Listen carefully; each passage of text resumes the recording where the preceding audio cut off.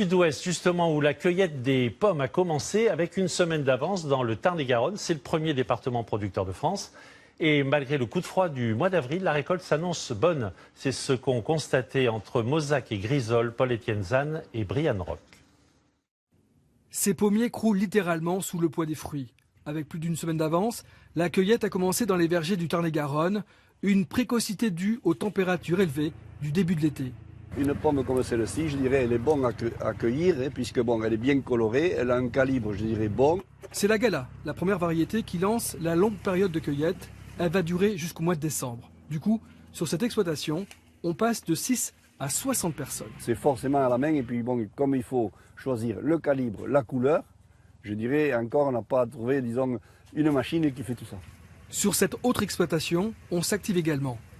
Malgré que la couleur est bien, il y a quelques fruits encore un petit peu immatures. Vous voyez cela?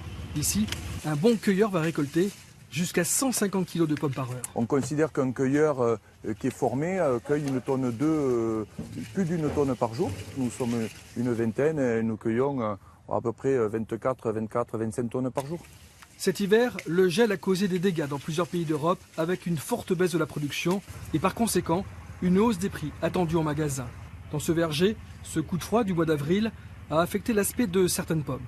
Ça ne changera pas vraiment le gustatif de la récolte, mais ces fruits seront très peu commercialisés en produits frais. Ils vont plutôt se destiner à l'industrie du jus ou de la compote.